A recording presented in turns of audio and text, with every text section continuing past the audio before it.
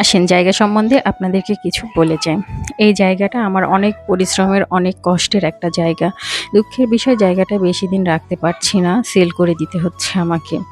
মানুষের সমস্যা আসবে যাবে, হয়তো এর থেকে ভালো কিছু হবে আমার জীবনে।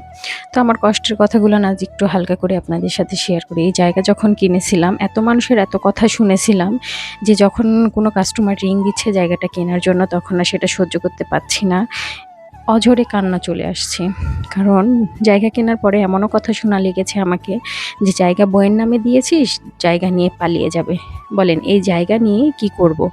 এই জায়গা থেকে ইনকাম করে কি আমার সংসার চলবে? তা তো চলবে না। আরও অনেক কথা শুনেছি। শ্বশুর-শাশুড়ির কথা শুনেছি, ননদের কথা শুনেছি, ননদের স্বামীর কথা শুনেছি। ননদের স্বামী তো এমনও বলেছে আমার ছোট জায়ের বাবা-মার কাছে যে, আমরা হচ্ছে যখন ভাবির নামে জায়গা দেয় তখন আমরা রাগারাগি করেছি। আচ্ছা, জায়গা বউয়ের নামে থাকুক আর স্বামীর নামে থাকুক, যার নামেই থাকুক না কেন, এই জায়গা ভবিষ্যতে কার হবে? অবশ্যই ছেলে-মেয়ের হবে। আমার নামে থাকলেও আমার ছেলে-মেয়ে পাবে, আমার স্বামীর নামে থাকলেও আমার ছেলে-মেয়েই পাবে। অন্য কেউ তো পাবে না। মানুষের বুদ্ধি কতটা বুদ্ধিহীনতায় ভুগলে মানুষ এরকম ধরনের কথা বলতে পারে, তাই না বলুন? আসলে খারাপ কথাগুলান বারবার আজ মনে পড়ে যাচ্ছে, কেন জানি না। যতবার মনে পড়ছে ততবার গোপনে কান্না চলে আসছে, নিজেকে আটকাতে পারছি না। ভয়েস দিতে দিতেও আমার চোখে পানি চলে এসেছে, কারণ এই জায়গাটা আমি রাখতে পারছি না। এত মানুষের এত খারাপ কথা শুনেছি যে কি বলবো আপনাদেরকে, বলার মতো না। মানুষের বলতে নিজের শ্বশুরের বাড়ির লোকজনের কাছ থেকে অনেক খারাপ কথা শুনেছি। তারা স্বাভাবিকভাবে মেনে নিতে পারেনি যে এই জায়গা, এত বড় প্রপার্টি আমার নামে বা বউয়ের নামে থাকবে।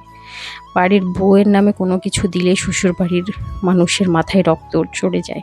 কেন বলুন তো? কই? জায়গা কিনা প্রায় ৭ বছর হয়ে গেছে। কই আমি তো চলে যাইনি। আমি তো থেকে গেছি আমার সংসারে। আমার ৩ টা সন্তান। আমার ৩ টা সন্তানের মুখের দিকে তাকিয়ে আমি এই সংসারে থেকে গেছি। জায়গা, জায়গার জায়গাতেই আছে।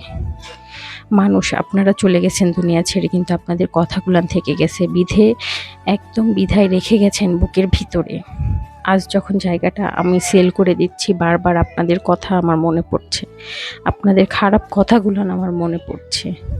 যতবার মনে পড়ছে ততবার আপনাদের প্রতি শ্রদ্ধা, ভালোবাসা সব উড়ে যাচ্ছে, কেন জানি না। যত ভাবি আপনাদেরকে শ্রদ্ধা করব, ভালোবাসবো, কিন্তু করতে পারি না কথাগুলানের জন্য। যখন এই জায়গাটা বিক্রি হয়ে যাবে তখন এই কথাগুলান আরও বেশি করে মনে পড়বে যে এই জায়গার জন্য কত খারাপ কথাই না শুনেছি মানুষের কাছ থেকে। মানুষ কত খারাপ কথাই না বলেছে আমাকে। আজ তাদেরকে দেখলে আমার ঘেন্না হয়। তাদের কথার জন্য আমার ঘেন্না হয়। কি জানি তারা কেন এরকম করেছিল আমার সাথে। যাই হোক, অনেক কথা বলে ফেললাম, অনেক কিছু বলে ফেললাম। তো আমার এই জায়গাটা দেখে আপনাদের কার কাছে কেমন লাগলো অবশ্যই আমাকে কমেন্ট করে জানাবেন। ভালো মন্দ সবই কমেন্ট করবেন, ফলো দিবেন আমার পেজটাকে, একটা লাইক দিবেন আর সুন্দর সুন্দর পরামর্শ দিবেন। এই যে পাট শাক তুলছিলাম, আমার জমির সাথে একটা জমি ছিল, সেই জমিতে পাট শাক বোনা ছিল, পাট শাক বুনছিলাম, পাট শাক তুলছিলাম, বাসায় নিয়ে যাব। তাই পাটের শাক খেতে আমার তো খুবই ভালো লাগে। পাশে ভুট্টারও ক্ষেত ছিল, যাওয়ার সময় ভুট্টা নিয়ে আসবো বলেছিলাম, কিন্তু ভুট্টা নিতে ভুলে গেছিলাম। আল্লাহ হাফেজ, সবাই ভালো থাকবেন।